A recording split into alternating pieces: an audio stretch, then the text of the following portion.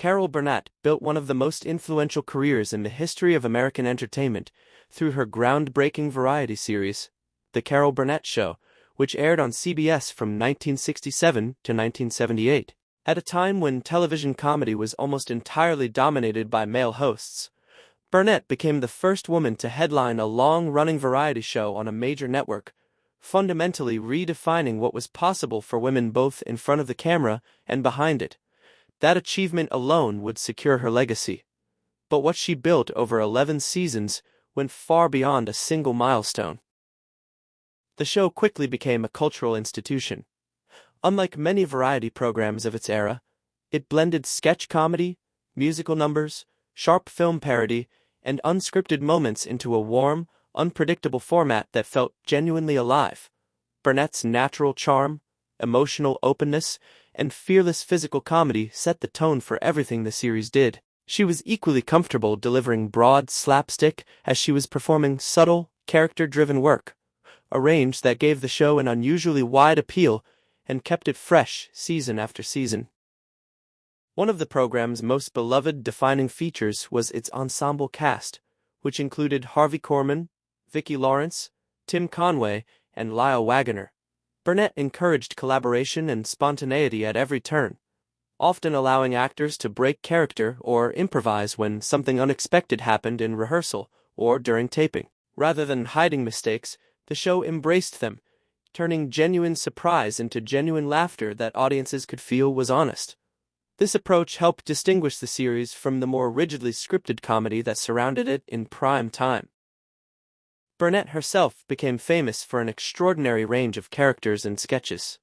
Her parodies of classic films and melodramatic soap operas, most memorably the epic spoof of Gone with the Wind, in which she descended a staircase wearing a dress fashioned from curtain rods, demonstrated sharp comedic instincts and a willingness to mock prestige storytelling without mercy. At the same time, her musical performances showcased a strong Broadway-trained voice, reinforcing her versatility as a complete performer. The show won numerous Emmy Awards and remains a benchmark for sketch comedy to this day. Its influence can be traced through multiple generations of comedians and programs that emphasize ensemble chemistry, improvisation, and performer-driven humor. And Burnett herself has not slowed down.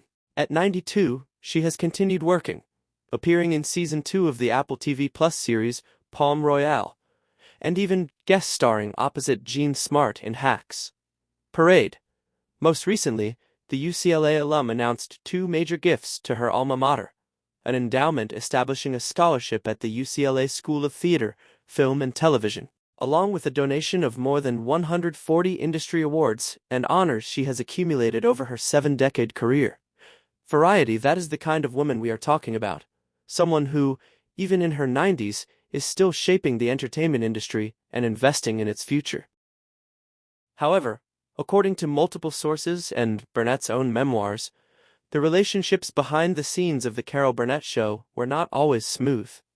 Let's take a closer look at some of the most significant conflicts of her career. During the 1970s, at the height of The Carol Burnett Show, an incident unfolded that revealed the real nature of Burnett's leadership and how seriously she took the culture she had built on her set. By the show's 7th season, the ensemble was a well-oiled machine, admired for its laughter-filled rehearsals and seemingly effortless chemistry. Mix Burnett later recounted in her 2016 memoir, In Such Good Company, that the guests that week were Tim Conway and singer Petula Clark, 2 of the most widely liked performers in the business. According to her account, something was wrong with Harvey Korman that morning. He was dressed in an Elvis costume for the week's sketch, and he was scowling at everybody. At one point, he was actually rude to Tim Conway and Petula Clark. Mix. Burnett went to Korman's dressing room to find out what was going on. When she visited Korman to find out what was wrong, he told her to mind her own business. When she reminded him that what upset her guest stars and the show fell under the umbrella of her business, Korman dug in his heels. He told her she couldn't dictate how he should feel or act, and that he'd just as soon go home and never come back after that night's show. He walked her backwards out into the hall and closed the door in her face. Cheat sheet. Burnett was stunned. It was not in her makeup to be confrontational, but she knew the situation called for it, and she was going to have to step up. Cheat sheet. She did exactly that. Burnett immediately phoned Korman's agent, telling him that his client would no longer be working on the show. Then she returned to Korman's dressing room to tell him the news herself. Gretchen Rubin. The confrontation was brief and direct. She made clear that his behavior toward the guests and toward the crew was unacceptable, and that because of his conduct, she had been throwing off her own performance during the show that evening. When Burnett turned to leave, Korman stopped her and finally asked if there was anything he could do to make things right. Burnett told him, "This coming Monday I want to see you cheerful. Not only Monday, but the whole week, and you are never, ever to be nasty to one of our guests or anyone on our crew. We all have moods, but we don't bring them to work. In fact, it would tickle me pink to see you skipping around and hear you whistling in the hall." The mix. The following week arrived, and Burnett had no idea what to expect. When the elevator doors opened and she saw Harvey standing there, for a split second neither of them knew what to do. Then he gave her a great big smile and took off, skipping, dancing, and whistling down the hall to her office. Burnett doubled over with laughter. Cheat sheet. Later, she heard from crew members that Korman had gone across the street to the local watering hole after their discussion that night. He stood on top of the bar and gleefully told everyone what had happened, then lifted his glass and toasted her. Newsbreak the following week. Burnett had a plaque placed on his dressing room door that read, "Mr. Happy-Go-Lucky." After that, Korman was never rude to any cast member again. Newsbreak. In a later interview, Korman himself acknowledged being shocked to see that side of Burnett. "I've never ever seen her angry," he said. "She scared the crap out of me." The list. The moment revealed something essential about how Burnett ran her show. She did not manage through fear, but she also did not manage through silence. When the collaborative spirit that defined everything she had built was threatened, particularly when a guest performer was on the receiving end, she acted quickly, directly, and without apology. Her willingness to make that phone call demonstrated that no individual, regardless of talent, was bigger than the ensemble. After the personal upheaval of the early 1980s, the professional and personal bond between Carol Burnett and Vicki Lawrence became more complicated. Lawrence had been discovered by Burnett as a teenager and nurtured from the ground up within the show's ensemble. She grew from a promising newcomer into a breakout star, and her portrayal of Mama became so iconic that it led to the long-running sitcom Mama's Family, solidifying her status as an independent television force.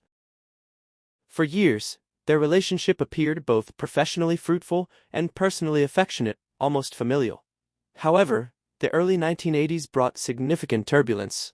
Burnett's marriage to television producer Joe Hamilton, who had also been instrumental in producing her variety show, came to an end after more than 2 decades. The divorce was reportedly painful and emotionally draining, and when a long-term marriage dissolves, particularly one deeply intertwined with professional life, the fallout rarely stays contained. According to Lawrence's later reflections, Burnett withdrew emotionally during that period. It was not necessarily a targeted rejection, but rather a broader retreat from people connected to Hamilton's productions and their shared professional history. Because Lawrence's rise to prominence had been closely tied to projects in that orbit, she found herself unintentionally caught in that circle of distance. Communication between the two women reportedly diminished throughout the 1980s and into the 1990s. The estrangement was not marked by public hostility or dramatic confrontation. Instead, it was characterized by silence and space, a quiet cooling of what had once been an intensely warm and collaborative bond. For fans who associated them so strongly with shared laughter, the distance was largely invisible. But personally, it represented a complicated and painful chapter for both women. Over time, however, perspective softened old wounds. As years passed and emotions settled, Burnett and Lawrence reconnected. The foundation of shared history proved resilient, countless sketches, performances, and formative career moments that neither woman could simply set aside. They eventually rebuilt their friendship on more mature and open ground, and today their bond is described by those close to them as one of genuine soul sisterhood. a relationship that outlasted the distance and emerged stronger for it. Yahoo! When Saturday Night Live premiered in 1975 under the creative leadership of Lorne Michaels, it quickly became the defining sketch comedy institution of a new generation.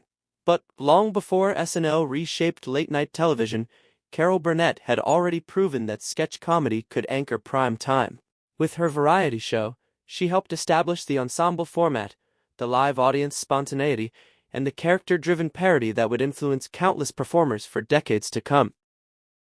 Given that legacy, Burnett's total absence from SNL's list of hosts has long puzzled fans and industry observers alike. And in the fall of 2025, the conversation became impossible to ignore when Burnett addressed it openly and directly. In a candid profile published in The New Yorker in September 2025, Burnett spoke bluntly about never receiving an invitation to host the show, despite being one of its most recognized predecessors.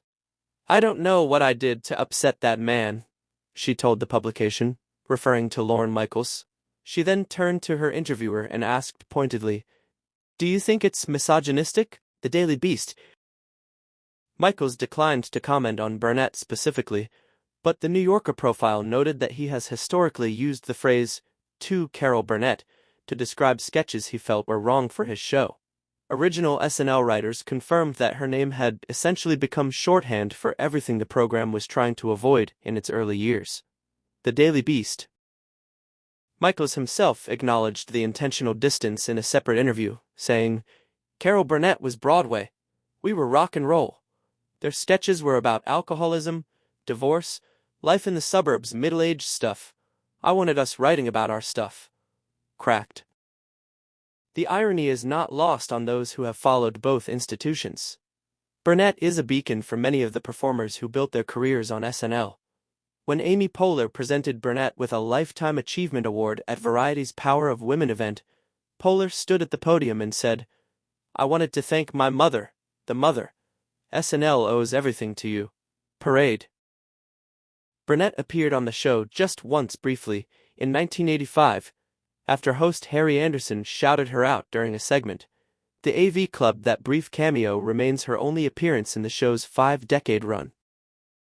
When asked whether she would now be interested in hosting if the invitation ever came, Burnett was unequivocal. "That ship has sailed," she said.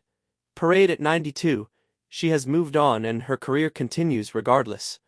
Still, the omission is a curious gap in television history. The woman who pioneered the sketch comedy variety format on American primetime has never officially hosted the show that built its entire identity in her shadow. Despite the persistent rumors that tend to swirl around legendary performers, Carol Burnett has consistently and enthusiastically made clear that she experienced no feuds with fellow icons Julie Andrews or Lucille Ball. On the contrary, she has described both women as sources of profound inspiration, mentorship, and genuine friendship. Her connection with Julie Andrews dates back to their shared days in the New York theater scene of the late 1950s and early 1960s. Rather than perceiving Andrews as a competitor, Burnett was captivated by her talent and grace. Their relationship deepened through collaborative television specials where their mutual affection and respect was palpable, and Burnett has consistently spoken of Andrews as one of her most cherished and loyal friends. Burnett's connection with Lucille Ball was equally formative. Ball took Burnett under her wing and showed her the ropes of the industry in both the creative and business arenas. Burnett guest starred on The Lucy Show, and Ball later returned the favor by appearing on The Carol Burnett Show. Parade. Burnett has frequently credited Ball with demonstrating that a woman could lead a comedy empire, own a production company, and dominate ratings, a model she would follow in her own way. The persistence of feud narratives in Hollywood often says more about the public appetite for drama than about the realities of these relationships. In Burnett's case, her recollections consistently emphasize admiration and gratitude. She has framed Andrews as a cherished collaborator and Ball as a trailblazing influence whose early encouragement meant everything during her formative years. What this collection of stories ultimately reveals is a portrait of a woman who has never confused kindness with passivity. Carol Burnett built an empire on warmth and laughter, but she protected that empire with clear eyes, firm principles, and a willingness to act when necessary. Whether confronting a beloved co-star who crossed a line, navigating the emotional wreckage of personal upheaval, or publicly calling out an industry institution she helped inspire, she has always known who she is and what she stands for. And at 92, she still does. What do you think about these complex relationships and the stories behind one of television's greatest legacies? Leave your thoughts in the comments below. If you found this video worthwhile, don't forget to like, share, and subscribe to the channel. Thank you for watching, and we'll see you in the next one.